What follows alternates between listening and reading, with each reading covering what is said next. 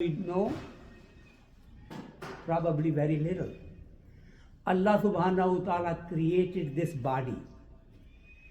He has things in it that we are trying to understand how things work. And science has come to certain understanding of certain things. And yet, our understanding about our own body is very little. So there is a hikmah, there is a wisdom behind fasting, that Allah subhanahu wa ta'ala has made this fasting compulsory for His creation. From beginning of time to now, fasting in some way or the other was practiced by all the prophets that came. So the point number one is that I may tell you a few things that are beneficial to our body because of fasting, but that is not the complete information. Allah subhanahu wa ta'ala knows better. I give you an example. When we go to the bathroom, we don't press any button and things happen to our body. Do you understand where that message comes from, how that message is transmitted to the body, how body does what it has to do, and then we are finished? All of that happens automatically. There is a system in the brain that by thinking can trigger certain things and you start doing certain activities in physical body.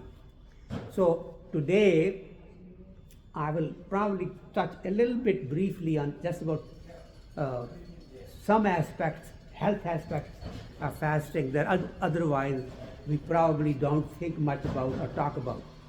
Number one, do you realize that in our blood, the blood sugar level has to stay a certain between a certain kind of milligrams per cc so that the whole body can function properly. Blood level for sugar, if there is a certain normal range in which it must stay. It should not go any lower and it should not go any higher. So when we eat sugar, suppose I was to be given a glass of water here with 20 spoons of sugar in it. So suddenly the sugar will go into my stomach, it will be automatically absorbed very quickly because it's absorbable right away from the stomach. So technically, if we were to just think about it, when it goes into the blood, that part of the blood sugar level should go high, but it does not. It goes into the blood system and there is a way of measuring it. Allah subhanahu wa ta'ala has put some machinery in there which just tests it. If the sugar level goes beyond that point, it's stored somewhere in the muscles or in the liver or wherever, so that in circulating blood, the blood sugar level is basically the same. Similarly, your body temperature. You may be sitting in cold, you may be sitting in a very hot place, but your body temperature stays the same. Somehow, inside, Allah subhanahu wa ta'ala has created a system which maintains a certain body temperature at all times. Obviously, your skin will burn if it's hot, and you will fall cold when it's cold, but if you take your temperature, it will be basically the same. Allah subhanahu wa ta'ala has made that mechanism in a way. Now here is the point that I want to make for fasting.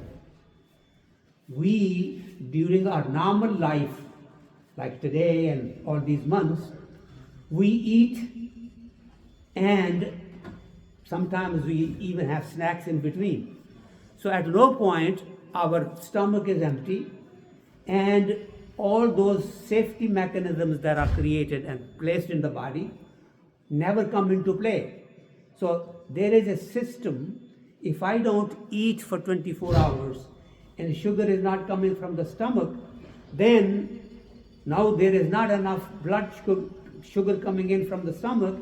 Now the blood, when it senses the sugar has gone down below 80, suddenly it starts another system. Those special agents that were otherwise being paid and they had nothing to do, certain enzymes that are sitting there waiting, now they suddenly realize that sugar is low, somebody is calling, we have to bring the sugar into the blood.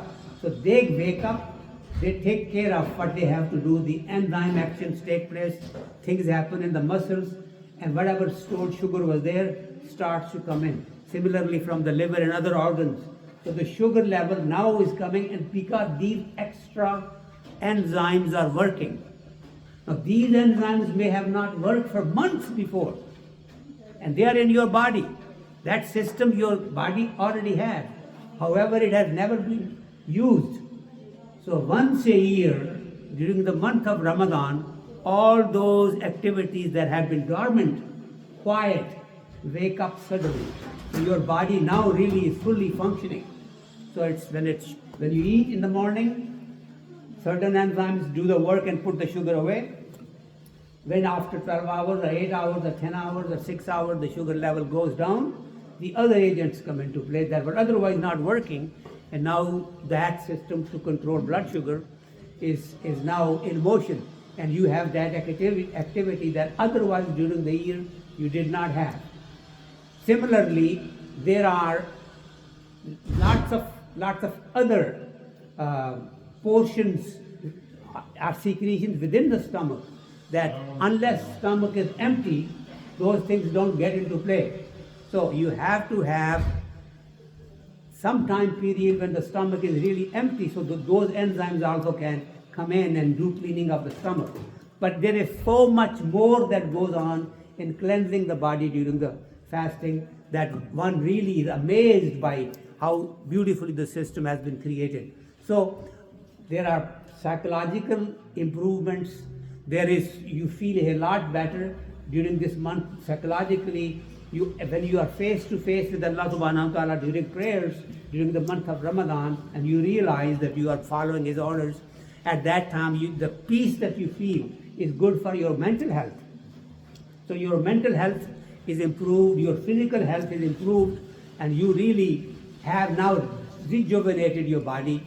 And this is because this compulsory or this obligatory function that Allah subhanahu wa ta'ala has really taught us to do, and it has taught all the humans.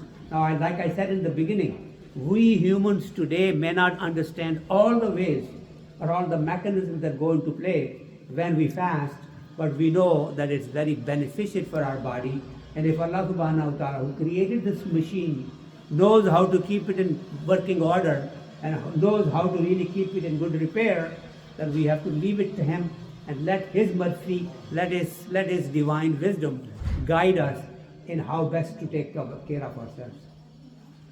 Now there is not enough time, but suffice it to say that point number one, this is medically necessary to fast.